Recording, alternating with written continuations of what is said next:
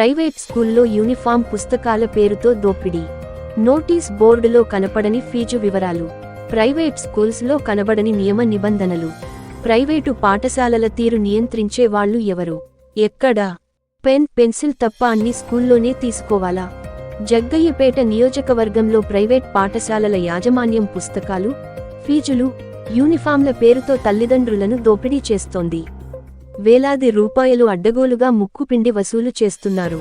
దీంతో విద్యార్థుల తల్లిదండ్రులు తల్లడిల్లిపోతున్నారు.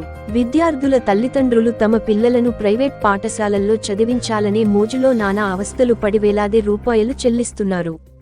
విద్యార్థుల తల్లిదండ్రుల బలహీనతను ఆసరాగా తీసుకుని ప్రైవేట్ పాఠశాలలు నిబంధనలకు విరుద్ధంగా వేలాది రూపాయలు దోపిడీ చేస్తున్నారు. పాఠశాలలకు ఆట స్థలం కాని కనీస మౌలిక వసతులు గాని లేవు. విద్యాశాఖ అధికారులు ముడుపులు తీసుకుని ప్రైవేట్ పాఠశాలలకు అనుమతులు ఇస్తుండటంతో ఏళ్ల తరబడి కొన్ని ప్రైవేట్ పాఠశాలలు అలాగే నడుస్తున్నాయి. ఇదంతా ఒక ఎత్తుకాగా పుస్తకాలు, యూనిఫామ్ పేరుతో ఈ ఏడాది గతంలో ఎన్నడూ లేని విధంగా దోపిడీ చేస్తున్నారు. ఒక్కో విద్యార్థి నుంచి తరగతులను బట్టి 4,000 రూపాయలు నుంచి 8,000 రూపాయలు వరకు పుస్తకాల కోసం, యూనిఫామ్కు 4 రూపాయలు నుంచి 6,000 రూపాయలు వసూళ్లు చేస్తున్నారు. ప్రైవేట్ పాఠశాలలు అడ్డగోలుగా వేలాది రూపాయలు వసూళ్లు చేయటం పట్ల విద్యార్థుల తల్లిదండ్రులు తీవ్ర అసంతృప్తిని వ్యక్తం చేస్తున్నారు. ప్రైవేటు పాఠశాల నియంత్రించే వాళ్లు ఎవరు? ఎక్కడా?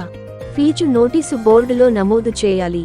ప్రైవేట్, కార్పొరేట్ పాఠశాలలో ఫీజులు నియంత్రణను పక్కన పెట్టి ఇష్టారాజ్యంగా వసూలు చేస్తున్న జిల్లా విద్యాశాఖ అధికారులు చూసి చూడనట్టు వ్యవహరిస్తున్నారు.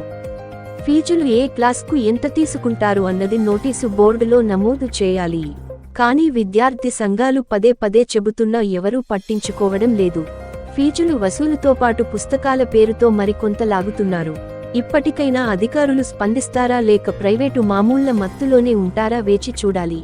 ప్రైవేట్ స్కూల్స్లో కనపడని నిబంధనలు. ప్రైవేటు పాఠశాలలు కొన్ని నిబంధనల ప్రకారం నడవడం లేదు. పాఠశాలలకు మైదానాలు ఉండవు.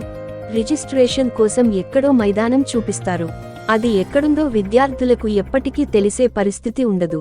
రోడ్డు పక్కనే విద్యా సంస్థలు నడుపుతూ విద్యార్థులను శబ్ద కాలుష్యానికి గురి చేస్తున్నారు.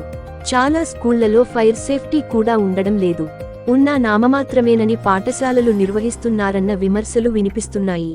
పిల్లల తల్లిదండ్రులని అడిగితే మా పిల్లలు స్కూల్లో చదువుతారు కాబట్టి కానీ ఎవరి మీద కంప్లైంట్ ఇవ్వలేమని, మా పిల్లలు చదువులో స్కూల్లో ఇబ్బంది పడతారని భయపడి ముందుకు రావడం లేదని ఆవేదన వ్యక్తం చేస్తున్నారు.